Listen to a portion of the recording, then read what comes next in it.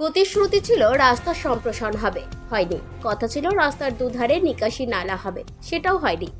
শেষে প্রতিশ্রুতি ছিল বেহাল রাস্তা সংস্কার করে দেওয়া হবে, সেই প্রতিশ্রুতিও রক্ষা করতে পারেনি দুর্গাপুর নগর নিগম। এদিকে বেহাল রাস্তায় বাড়ছে দুর্ঘটনা, জীবন হাতে করে নিয়ে করতে হচ্ছে চলাচল। প্রতিবাদে দুর্গাপুরের 43 নম্বর ওয়ার্ডের শ্যামপুর নডিয়া রোডে রাস্তায় নেমে প্রতিবাদ সিপিআইএম কর্মী সমর্থকদের। আমাদের দাবি হচ্ছে শ্যামপুর এবং নডিয়ার যে রাস্তা, মেন রাস্তাটা, এটা দীর্ঘদিন ধরে ভাঙাচোরা অবস্থায় পড়ে আছে। অথচ প্রশাসন দেখার পরেও কোনো হচ্ছে যে উদ্যোগ তারা নিচ্ছে না যে এই রাস্তাটাকে মেরামত অথবা সম্প্রসারণ করা। কারণ এলাকায় ভেহিকেলের সংখ্যা প্রচুর বেড়েছে, অথচ রাস্তাটা একটা ছোট রাস্তাটা কোনো সম্প্রসারণ করার কোনো ভাবনা যে এডিডিএ বলুন বা ডিএমসির বলুন তাদের নেই। আমরা তার জন্য আজকে এই কর্মসূচি, বিক্ষোভ কর্মসূচিতে নেমেছি। তার কারণ হচ্ছে আগামী 2 তারিখে আমরা এডিডিএ কর্পোরেশনের কাছে যাব, সমস্ত জমায়েত নিয়ে, মানুষকে নিয়ে, যে এই যে অবস্থা তৈরি হয়েছে, খালি এইখানকার শ্যামপুর নডিয়া বলে না, গোটা দুর্গাপুরের রাস্তাঘাটের অবস্থা বেহাল। এখানকার যে সাধারণ মানুষ যারা যে অসুস্থ, যারা মিশন হসপিটাল যাচ্ছে, বিবেকানন্দ যাচ্ছে, ইএসআই যাচ্ছে, তাদের তার অবস্থা নাজেহাল হচ্ছে। যারা স্কুলে যাচ্ছে তাদের অবস্থা নাজেহাল হচ্ছে, যারা কর্মক্ষেত্রে যাচ্ছে তাদের অবস্থা নাজেহাল হচ্ছে। এবং এইখানে অ্যাক্সিডেন্ট, দুর্ঘটনা বাড়ছে, দিনের পর দিন দুর্ঘটনা বাড়ছে। দেখবে কে? দুর্গাপুরে বিভিন্ন প্রকল্প উদ্বোধন হচ্ছে, প্রকল্পগুলো সব প্রকল্প মানুষের কাছে খুব মনোগ্রাহী হওয়ার জন্য তারা প্রকল্পগুলো নিচ্ছে, কিন্তু এই প্রকল্পগুলো আসলে মানুষের স্বার্থে এই প্রকল্পগুলো নয়। আর তাহলে আজকে মানুষের প্রাণ কেড়ে নিচ্ছে দুর্গাপুর শহর। আর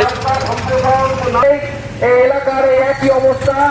এই এলাকার যারা প্রচুর মানুষ, এই পশ্চিম বর্ধমান জেলার কেবলমাত্র শ্যামপুর মোড় থেকে যাতায়াত করে না, এই এলাকায় বাঁকুড়া পার্শ্ববর্তী এলাকার লোকও যাতায়াত করে। তার পাশাপাশি পশ্চিমবঙ্গ এই এলাকায় যেতে হয়।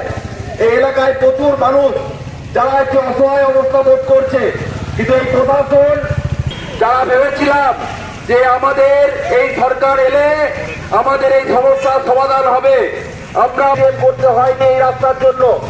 আমরা দেখেছি এই রাস্তার উপর ধরে একের পর এক দুর্ঘটনা ঘটেছে। এই কিছুদিন আগে বিভৎস অবস্থা তৈরি হলো অ্যাক্সিডেন্টের মধ্যে। এই এলাকায় বাইক নিয়ে যারা করে, এই কিছুদিন আগে আমরা শুনেছেন নডিয়া শ্যামপুর রোড 19 নম্বর রাজ্য সড়ককে জুড়েছে।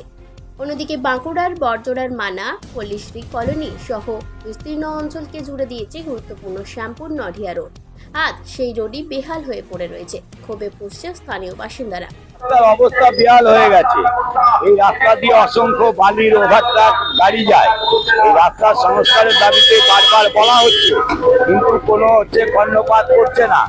এখানে অ্যাক্সিডেন্ট, প্রায় প্রতিনিয়ত অ্যাক্সিডেন্ট ঘটে, কিন্তু হাঁটা যাচ্ছে না। যা অবস্থা, যে কোনো সময় অ্যাক্সিডেন্ট হবে। আমার এত বয়স, আমি রাত্রিবেলা বেরোতে পারি না, এমন অবস্থা। এই রাস্তাতে চলা যায়, যে কোনো সময় মারা যাবে, এমন অবস্থা। হেঁটে যাচ্ছি, কেউ দেখে না। ওটা সময়, ও বাবা, ভোট দাও, ভোট হাত করে। আর আমি সিনিয়র সিটিজেনশিপ, তো এই জন্য বলে আপনার ঘরে জেনে ভোট দেবে। এই সমস্ত বড় বড় লেখতাম, একদম বড় অবস্থা। রাস্তাটা তো কবে থেকেই ঠিক করছে না, দেখেও দেখছে না। সবাই দেখতে পাচ্ছে, সবাই হাঁটাচলা করছে রাস্তা দিয়ে, কিন্তু কেউ এই জিনিসটার উপকার করি। গাড়ি উল্টে যাচ্ছে, প্যাসেঞ্জারের অসুবিধা হয়ে যাচ্ছে, মাথা ফুটে যাচ্ছে। এই এক রাস্তা, আমাদের শ্যামপুর মোড়ে ওই রাস্তাটাও অসুবিধা হয়ে যাচ্ছে। মানুষ এখন দেখছে না, ভোট আস্তে আস্তে তখন আবার দেখবেন। আপনারাই একটু দেখুন, সবাই দেখুন। রাস্তার তো অবস্থা ভীষণই খারাপ, ঠিক আছে, দেখতেই পাচ্ছেন এখানে গাড্ডা হয়ে গেছে। কিছুদিন আগে তো অ্যাক্সিডেন্টও হয়েছে। রাস্তাটা ঠিক হোক, রাস্তাটা সুন্দর হোক, মানুষের যাতায়াতের সমস্যার যেন সমাধান হয়। অনেকদিন হয়ে গেছে, হ্যাঁ, অ্যাক্সিডেন্ট পর্যন্ত হচ্ছে। এদিকে বামেদের এই আন্দোলনকে কটাক্ষ করেছে জেলা তৃণমূল নেতৃত্ব, সুর চড়িয়েছে বিজেপি নেতৃত্ব। দেখুন, রাস্তা খারাপ, সিপিএমের জানা উচিত যে পাড়ায় সমাধান কর্মসূচি চলছে, সেখানে টাকা বাজেট দেওয়া আছে।